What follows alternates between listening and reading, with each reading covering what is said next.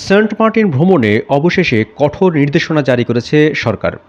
এই দ্বীপের নাজুক পরিবেশ ও জীববৈচিত্র্য রক্ষায় ভ্রমণ নিয়ন্ত্রণে এই নির্দেশনা কার্যকর হবে। পরিবেশ, বন ও জলবায়ু পরিবর্তন মন্ত্রণালয়ের পরিবেশ ২ শাখা থেকে ১২ দফা নির্দেশনা সংবলিত একটি প্রজ্ঞাপন জারি করা হয়েছে। সেন্ট মার্টিন দ্বীপের পরিবেশ, প্রতিবেশ ও জীববৈচিত্র্য সংরক্ষণ এবং পরিবেশ বান্ধব পর্যটন নির্দেশিকা ২০২৩-এর আলোকে এসব নির্দেশনা কার্যকর হবে। এর লক্ষ্য হল দ্বীপের ভঙ্গুর বাস্তুতন্ত্রকে সুরক্ষা দিয়ে পর্যটনকে আরও দায়িত্বশীল ও টেকসই পথে আনা। প্রজ্ঞাপনে বলা হয়েছে, বাংলাদেশ অভ্যন্তরীণ নৌ পরিবহন কর্তৃপক্ষ BIWTA পরিবেশ মন্ত্রণালয়ের অনুমোদন ছাড়া সেন্ট মার্টিনগামী কোনো নৌযানের অনুমতি দিতে পারবে না। পর্যটকদের অনলাইনে বাংলাদেশ ট্যুরিজম বোর্ডের স্বীকৃত ওয়েবসাইট থেকে টিকিট কিনতে হবে, যেখানে প্রতিটি টিকিটে ট্রাভেল পাস ও QR কোড সংযুক্ত থাকবে।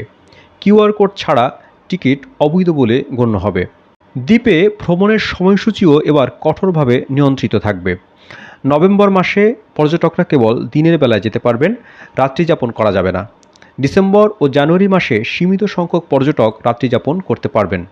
ফেব্রুয়ারি মাসে দ্বীপে পর্যটক যাতায়াত পুরোপুরি বন্ধ থাকবে। প্রতিদিন গড়ে ২,০০০-এর বেশি পর্যটক প্রবেশ করতে পারবেন না। সেন্ট মার্টিনের সৈকতে রাতের বেলায় আলো জ্বালানো, উচ্চ শব্দ সৃষ্টি বা বারবিকিউ পার্টি আয়োজন নিষিদ্ধ করা হয়েছে। কেয়া বনে প্রবেশ, কেয়া ফল সংগ্রহ বা বিক্রয়, সামুদ্রিক কাছিম, পাখি, প্রবাল, রাজ কাঁকড়া, শামুক, ঝিনুক সহ যে কোনো জীববৈচিত্র্যের ক্ষতি করার উপর কঠোর নিষেধাজ্ঞা জারি হয়েছে। সৈকতে মোটরসাইকেল, সি বাইক সহ সব ধরনের মোটর চালিত যান চলাচলও সম্পূর্ণ নিষিদ্ধ। দ্বীপে পলিথিন বহন করা যাবে না, আর একবার ব্যবহারযোগ্য প্লাস্টিক যেমন চিপসের প্যাকেট, প্লাস্টিক চামচ, স্ট্র, সাবান ও শ্যাম্পুর ছোট প্যাকেট, ৫০০ ও ১,০০০ মিলিলিটারের বোতলজাত পানি বহন নিরুৎসাহিত করা হয়েছে। পর্যটকদের নিজস্ব পানির ফ্লাস্ক সঙ্গে রাখার পরামর্শ দেওয়া হয়েছে।